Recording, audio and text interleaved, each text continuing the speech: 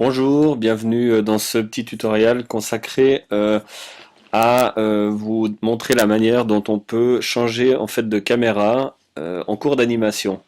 Donc c'est très pratique, ça évite de faire plusieurs fichiers avec chacun d'eux contenant une caméra pour un petit film d'animation. Évidemment, vous allez avoir un seul fichier et à des moments différents donc de l'animation, à un certain moment, la caméra va passer de l'une à l'autre. Alors, pour ce faire, c'est devenu beaucoup plus simple dans la version à partir de la 2.5 et la nouvelle interface de Blender. Donc, pour vous montrer cette technique, j'ai préparé une petite scène. Voilà. Donc j'ai mes trois caméras symbolisées par ces espèces de pyramides ici. Donc je les ai un petit peu animées les unes après les autres pour avoir justement qu'on ressente bien l'effet du changement de point de vue. Alors là je vais me mettre dans une, si j'en prends une autre avec CTRL 0, je vais aller voir l'autre point de vue. Voilà. Et puis si je me mets dans la dernière, CTRL 0, et là je vois mon dernier point de vue. Donc j'ai envie maintenant que, sans m'embêter à faire effectivement plusieurs fichiers pour les rendus, d'avoir un changement de caméra à des étapes spécifiques de l'animation. Donc là je les ai nommés, donc je les vois dans mon scène graph, cam 1, 2, 3. Je vais créer en fait plusieurs marqueurs. Donc il faut pour ce faire se trouver dans la partie du logiciel, en fait dans l'espace de travail timeline, voilà, symbolisé par la petite horloge. Ici on va, voilà, les étapes d'animation qui concernent la caméra en question, hein, on voit qu'il change.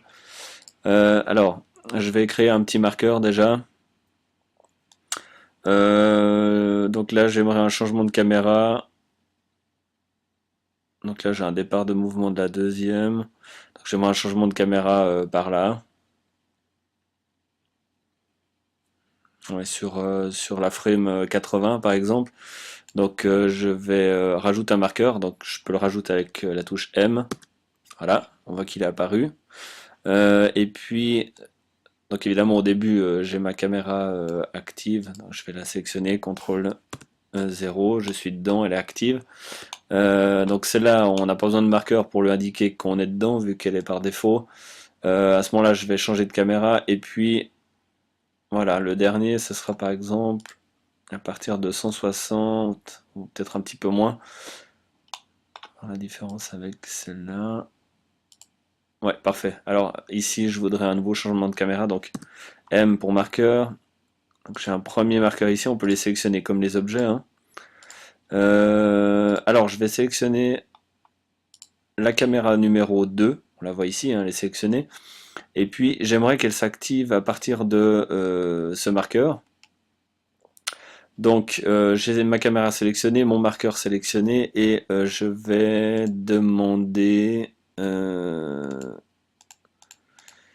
je vous dise, de bind camera to marker ou CTRL B. Voilà, c'est fait. Et puis la dernière avec mon dernier marqueur, view bind camera to marker. Voilà, donc logiquement, ouais, je vais quand même rajouter un marqueur au début, comme ça on est sûr. Marqueur, cette caméra, view, caméra to marqueur. Ok.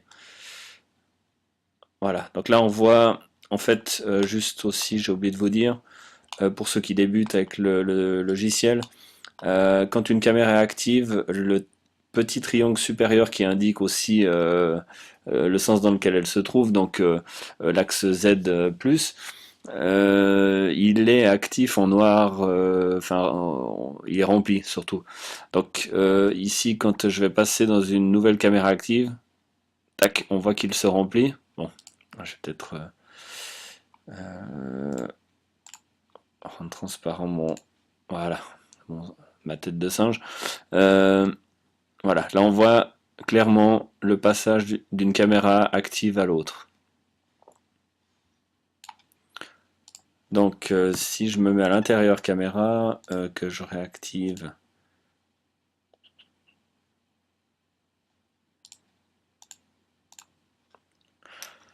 la tête de singe, et voilà, on voit que Blender tout seul passe d'une vue à une autre.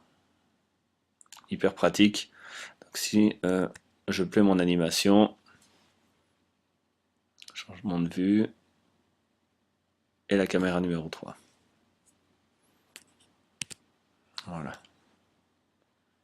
Donc on voit aussi dans le scène graph, les caméras actives sont symbolisées ici par un petit rond un peu plus clair qui montre effectivement le passage d'une caméra à l'autre, qui le symbolise. Voilà. Ok, il est évident qu'on peut déplacer après les marqueurs. Si je veux un changement de caméra plus tôt, je vais déplacer mon marqueur et mon changement de point de vue ou de caméra va s'effectuer en fonction de la nouvelle position du marqueur. Alors voilà, j'espère que ce tutoriel va vous aider à progresser plus rapidement et je vous donne rendez-vous dans un prochain. Très bonne soirée.